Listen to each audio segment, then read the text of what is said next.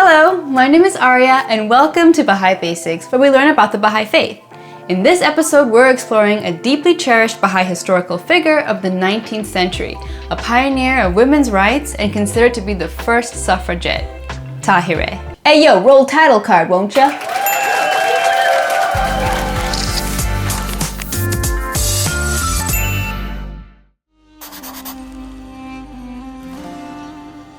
Tahirih was born in Persia, known today as Iran, during a particularly brutal time in history, especially for women.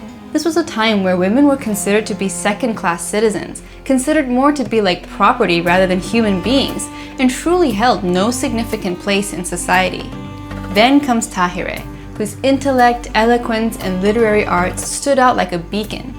Although there were extreme limitations placed on women at the time, she had great access to books and different study material as she was born into a wealthy, noble family that valued education.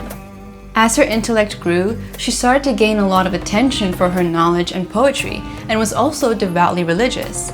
This set her on a deep spiritual quest. She became so revered for her knowledge, especially that of Sufi poetry, that she would even educate other male students. But because she was a woman and could not show her face to society, she had to speak from behind a curtain.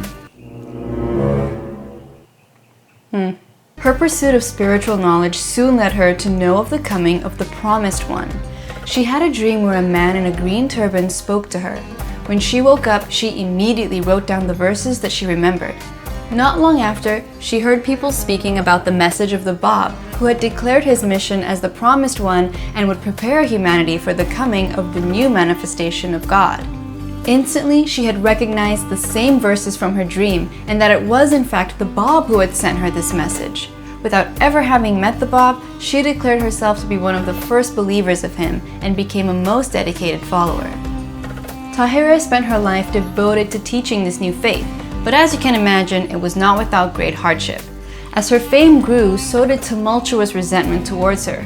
Not only was she seen as a follower of some radical faith, but also simply the fact that being an educated, learned woman at the time was very aggravating to the masses. Haters!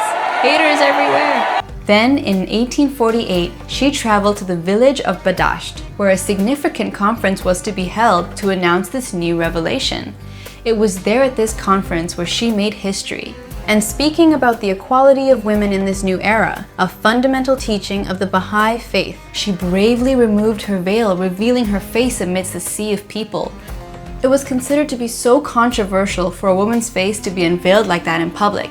This act was so incredibly shocking at the time that one man even slit his throat in disbelief. Ugh! But Tahirih stood her ground, that women and men are equal in the eyes of God, and it was described as the trumpet blast announcing the formal extinction of the old and the inauguration of the new dispensation, the establishment of the Baha'i Faith. Sadly, just 2 years after this conference, Tahirih was arrested, imprisoned, beaten, and soon executed at just 38 years old. It is believed her last words to be, "You can kill me as soon as you like, but you will never stop the emancipation of women." Tahirih is remembered for her renowned skill as a poet, her theological insights, her leadership as one of the earliest Baha'is, and her ability to organize and inspire women to reject their oppressed status. How cool was she? Go Tahirih! And there you have it. That's my very basic summary of the life of Tahirih, the first suffragette. Make sure you click subscribe for more videos on Baha'i Basics. And if you're curious about any of the topics we discussed in this video, feel free to check out the links in the description box below. Thank you so much for watching, and I'll catch you in the next episode. Bye!